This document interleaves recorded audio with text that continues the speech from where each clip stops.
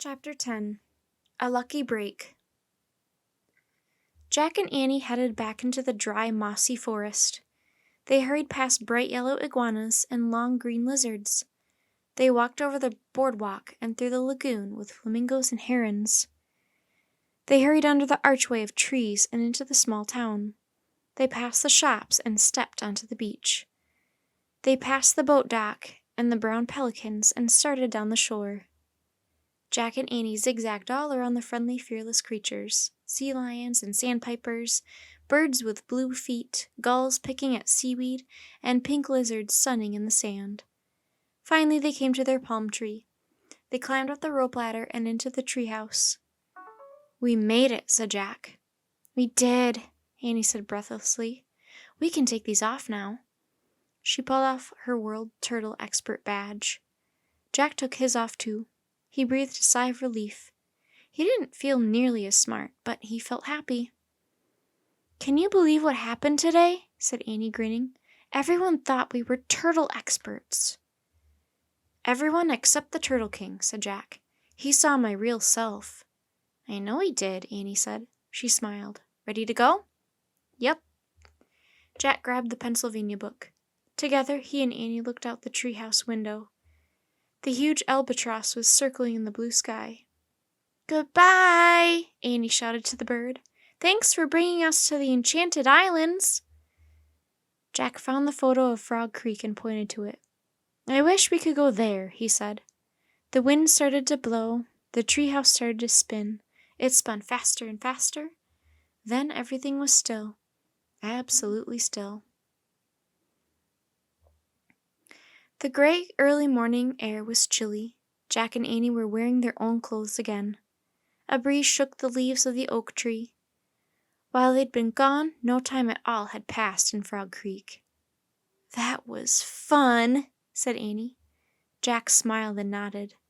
But their trip to the Galapagos had been more than just fun, he thought. He'd never forget this moment alone with a giant tortoise. He didn't have words for it. Annie seemed to guess his thoughts. "You did a good job," said Annie. "You saved him." "We all did," said Jack. "But you did something special. You got him to trust you," said Annie. "I don't know how. I wasn't an expert when I found him," said Jack. "Without my badge, I felt really scared and confused." "I know, but losing your badge was a very lucky break," said Annie. "Why lucky?" asked Jack. "If you hadn't been looking for it, you wouldn't have found him," said Annie. "Oh, okay, that's true," said Jack. "There's more," said Annie. "Do you still have the note from Morgan?" Jack checked his back pocket. "Yep, it's right here," he said. He handed the note to Annie.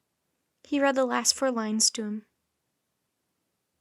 "Be honest and gentle, no need to be smart. Just look eye to eye and talk heart to heart." "See, you did just what Morgan wanted," said Annie. "To get to the volcano, we had to be world turtle experts."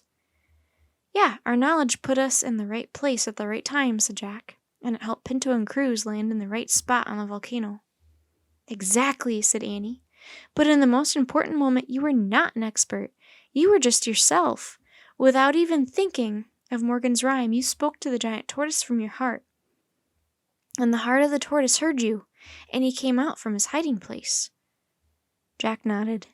He remembered the creature's brilliant black eyes, his sweet crooked smile.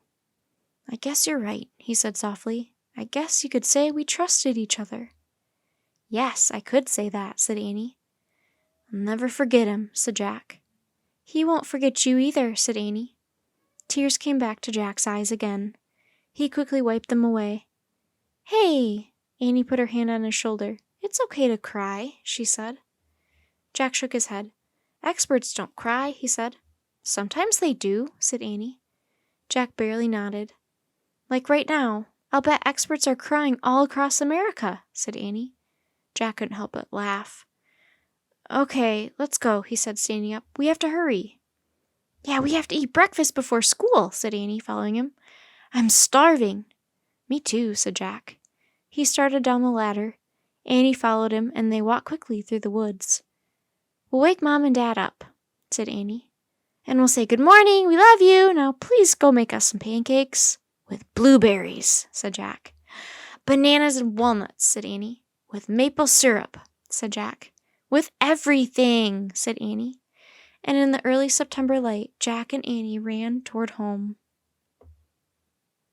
The end.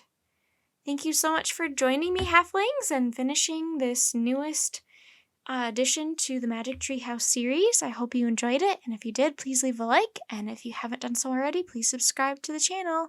Until next time, take care. Bye, Halflings!